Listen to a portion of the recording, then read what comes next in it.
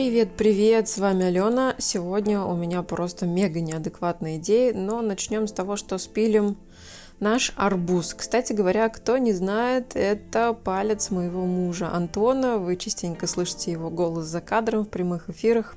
И однажды мне нужно было нарисовать арбуз, потому что у меня его просили. Это еще было аж в августе.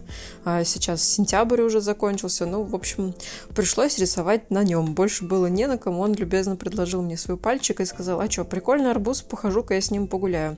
И отходил он с этим арбузом практически месяц. Он его сколько-то раз даже стриг или пилил, что-то он там с ним делал. Ну, в общем, сняли то, что было. И я не стала выполнять маникюр, потому что моя идея весьма неадекватна. Я видела такое в интернете и решила повторить. В общем, я планирую много слоев гель-лака. В моем конкретном случае у меня получится ровно 66 слоев, потому что потом место просто закончилось. Оказывается, если красить много-много слоев гель-лаком, может случиться так, что площадь выкраски просто уменьшается с каждым слоем. Именно так получилось и у меня. Но на самом деле я видела еще другие видео, где там 5000 что ли слоев было гель-лака. Это было в ноге, там была просто огромная башня. И знаете, что на выкраску одного только этого пальца у нас ушло около 2 часов на 66 слоев. Я даже боюсь себе представить, сколько времени потратили люди, которые выкрашивали более 5000 слоев на большой палец ноги.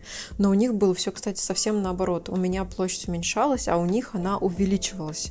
Я думаю, что мой подсознательный страх затечь в кутикулу не давал мне выкрасить больше, чем нужно, поэтому вот эта вот лепешечка становилась все меньше и меньше. Сбоку выглядит очень забавно, похоже на какой-то слоеный пирожок или бутербродик. Ну и заодно, кстати говоря, мне всегда все спрашивают, какие цветники. Вот здесь прекрасная возможность.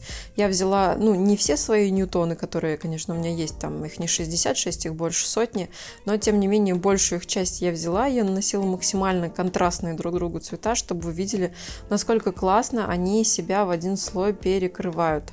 Цвета сохнут очень хорошо при условии, что их сушить по 30 секунд как положено.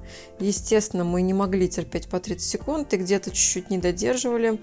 Ну и дальше в конце видео я покажу, как мы вот это убожество снимали, потому что гель-лаки не просохли и снять их было тем еще сомнительным удовольствием.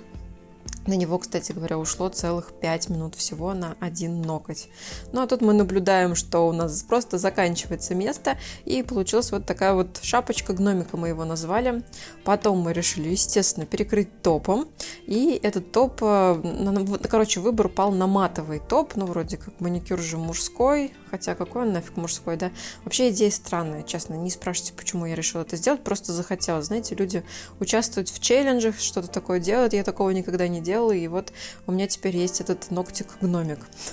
Получилось вот такое что-то непонятное, это было в глянце, а теперь пошел в матовый топ. И знаете, что с этим ногтем он проходил целые сутки. Единственная жалоба была, что неудобно было где-нибудь ковыряться. История умалчивает, какие планы были на ковыряние. В общем, палец не лез туда, куда залезал обычно, и это являлось дискомфортом. Ну, а мы в лучших традициях нанесем масло, вотрем его везде вокруг. И, конечно, в любой непонятной ситуации мы будем пилить торец. Знаете, это как-то даже на автопилоте идет. Не знаю, зачем я это сделала, но пусть будет. В общем, вот наш пальчик-гномик, вот так он выглядел, его было очень прикольно трогать, но Антон все время говорил, что у него такое ощущение, что когда его трогают, он сейчас как будто бы оторвется. Но не мудрено, потому что все-таки это тяжело, это объем, и нафиг вообще не повторяйте. Наверное, не стоит этого делать. Но на следующий день он пришел, и мы решили его спиливать. И тут вообще началось просто страшно. У меня было такое ощущение, что я какую-то рваную рану вскрываю, потому что там пилишь, все это выливается, вытекает, там везде мокрый гель-лак. Мне приходилось постоянно вытирать. Мы это делали между делом. Знаете, что я допустила страшную ошибку. Я не надела фартук. Я сидела просто в футболке, и когда мы закончили снятие, все вокруг было в гель-лаке, в этих ужасных ошметках. Они были такие полусырые, полумокрые, и вся моя одежда была вот в этих вот кусочках. В общем, эту странную попытку и идею я запомню, наверное, на всю свою жизнь, и больше так мудрить, скорее всего, не буду, потому что это верх идиотизма был, и тем более вот это спиливание. Конечно, он не просох, потому что мы сушили, наверное, секунд по 10 от силы, а лаки плотные. и их нужно особенно внимательно просушивать. Зато можно работать в один слой. Но, как правило, наносишь один палец, пока он у тебя сохнет, ты красишь на другой руке, и у тебя все просыхает. А тут был всего один, и, конечно, было не вмоготу и не втерпешь.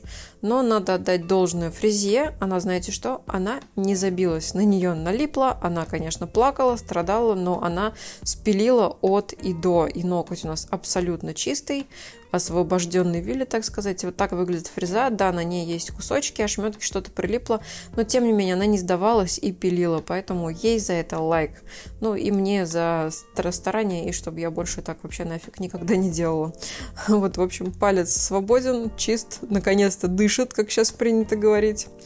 Всем большое спасибо за просмотр. Пока-пока. С вами была Алена. Берегите себя и свои ногти.